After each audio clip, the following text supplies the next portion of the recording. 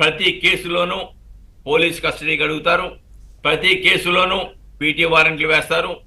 కాబట్టి ఒకదాని తర్వాత ఒకటి అన్ని బెయిల్లో బెయిల్ వచ్చిన తర్వాత మాత్రమే ఈయన జైలు నుంచి బయటకు వస్తాడనే విషయం ఇక్కడ మనం గమనించాలండి. కాబట్టి సత్యవర్ధనం విషయంలో ఆయన తీసుకున్న రాంగ్ స్టెప్ ఆయన్ని ముంచడానికి ఉపయోగపడింది. ఆయన కన్నీటి పర్యం అవ్వాల్సింది. ఈరోజు చూడండి, ఎవరినైనా అరెస్ట్ చేసినప్పుడు గత ప్రభుత్వ హయాంలో అచ్చెన్నాయుడిని అరెస్ట్ చేస్తే అర్ధరాత్రి పూట శని ఆదివారాలు చూసుకొని వందలాది మంది పోలీసులు వెళ్ళిపోయి ఆపరేషన్ చేసుకుంటే లాక్కొచ్చేశారు. త్రిపులార్ లాంటి వాళ్ళని వాళ్ళ పార్టీ ఎంపీనే పట్టుకొని థర్డ్ డిగ్రీ మీద ఉపయోగించారు. పట్టాభి లాంటి వాళ్ళని, అలానే చంద్రబాబు నాయుడు గారి లాంటి వాళ్ళని నా మీద ఏమి కేసు పెట్టారో చెప్పబోయా బాబు అని చెప్పేసి అడిగితే రిమాండ్ రిపోర్ట్లు ఇస్తామని చెప్పేసి ఆధారాలు లేకుండా అక్రమంగా అరెస్ట్ 53 రోజులు పెట్టారు. జైల్లో డ్రోన్లు తిప్పి ఆయన చంపడానికి ప్రయత్నం చేశారు. ఇవన్నీ చూసాం కదా. ఆ పరిస్థితి ఇప్పుడు ఏమైనా అరెస్టులు జరిగినప్పుడు జరుగుతున్నాయా?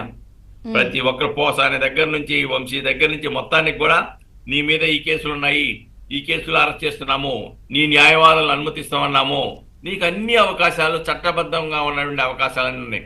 ఆనాడు చంద్రబాబు నాయుడికి అనారోగ్యంగా ఉంది, ఆ ట్రీట్మెంట్ ప్రాపర్గా చేయట్లేదంటే ఎంత అసభ్యకరంగా మాట్లాడారు. ఈ రోజున వంశీకి బాగోలేదంటే అధికార పార్టీ వాళ్ళు ఏమన్నా మాట్లాడారా? అది నిబద్ధత, నీతి, నిజాయితీ. నిబద్ధత అంటే అది. కాబట్టి వంశీకి ప్రత్యేకంగా వైద్యం చేయాలి, ఏదో వెన్నుపోసులో కింద భాగాన ఏదో ప్రాబ్లం ఉంది, ఆయనకి మంచం కావాలి, లేదంటే మార్చాలి, ఇలాగంటే ఎవరు విమర్శ చేయలేదే. నువ్వు ఆ రోజు చంద్రబాబు నాయుడు గారిని ఏమి విమర్శించారు మీరు? రంభా ఊరసి మేనకలు ఉంటారా జైల్లో అని ఎంత దారుణంగా విమర్శించారు. కానీ ఆ పరిస్థితి ఇప్పుడుందా? ముద్దాయిలకు ఉన్నటువంటి హక్కులని ఈ ప్రభుత్వం రక్షిస్తా ఉంది. రాజకీయ ప్రతీకార వాంఛకు దూరంగా ఉంటుంది. అయినా ఒకటి మట్టుకు ప్రభుత్వాన్ని గుర్తు చేయాలి. ప్రజలలో అనకొండలు ఎవరైతే ఉన్నారో, ఆర్థిక నేరగాళ్ళు ఎవరైతే ఉన్నారో, నేరం చేసిన వాళ్ళు ఎవరైతే ఉన్నారో వాళ్ళ పట్ల ఇంకా జాప్యంగా వ్యవహరించవలసి ఉండకూడదు. అసలు వంశీ కేసులో ఇప్పటి వరకు బయటకు వచ్చిన దాంట్లో 195 కోట్ల రూపాయల ప్రజాధనం దోపిడీ చెప్పింది స్పష్టంగా. 195 కోట్ల రూపాయల దోపిడీ. ఎందుకంటే ఇది పెద్ద ఆర్థిక నేరం. మైన్స్, మట్టి, చెరువులు, భూములు, ప్లాట్లు, ఇంకా అయ్యి కాదు కదండి ఆక్రమణలో అన్ని కూడా ఆక్రమించారు. ఈ రాష్ట్రంలో అలాంటి వాళ్ళు చాలా మంది ఉన్నారు. కాబట్టి వాళ్ళందరినీ కూడా కొంతమంది అయితే 2 కోట్ల రూపాయలు చెల్లించి నేరానికి పాల్పడడానికి అంగీకరించిన వాళ్ళు ఉన్నారు. కేవీఆర్ లాంటి వాళ్ళు దగ్గర షేర్స్ కూడా మీ మీద కేసులు పెడతామని బెదిరించి గత ప్రభుత్వ హయాంలో షేర్లు లాక్కున్న సంఘటనలు, తిరిగి ఇచ్చిన సంఘటనలు కేసు పెట్టిన తర్వాత చూసాం. జత్వానీ లాంటిలో సీఎంఓ ఆఫీసు నుంచే పోలీసు అధికారులకు ఆదేశాలు ఇచ్చి అక్రమ అరెస్టుకు పాల్పడమని చెప్పేసి, ఆ మహిళలను వేధించమని చెప్పేసి అక్కడి నుంచి ఆదేశాలు వచ్చాయని చెప్పి ఉన్నాం.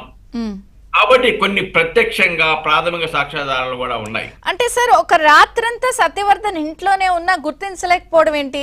అసలు ఈ చెప్తున్న అంశాలు ఇవన్నీ కూడా అందుకే నేను అడుగుతున్నా, కోర్టులో వింటారా లేదా కస్టడీ పొడిగిస్తారా? ఈ రోజు కస్టడీ ముగుస్తోంది కదా.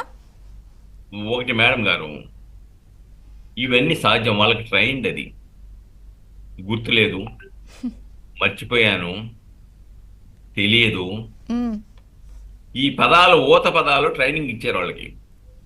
పోలీసు వాళ్ళు అరెస్ట్ చేసినప్పుడు అడిగితే సైలెంట్ గా ఉండండి అని చెప్పేసి. రేపు పొరపాటున కుటుంబ సభ్యులను లేకుంటే వాళ్ళ నాయకుల పేర్లు చెప్పి వీళ్ళు తెలుసు కదా అంటే గుర్తులేదు, తెలియదు, మర్చిపోయినా ఆశ్చర్యపోవాల్సిన అవసరం ఏం లేదు. కాబట్టి ఆ విధంగా ట్రైన్ చేశారు. మామూలుగా మనం డాగ్ ట్రైనింగ్ ఇస్తారు కదా పోలీసు వాళ్ళు, అలాగా వీళ్ళకి ట్రైనింగ్ ఇచ్చేశారు. ఆ ట్రైనింగ్ నుంచి మాట్లాడతారు. ఇక్కడ ఆ విధంగా చెప్పినంత మాత్రాన సత్యవర్ధన్ ఇంట్లోకి వచ్చి కూర్చుంటే ఎవరన్నా నవరండి?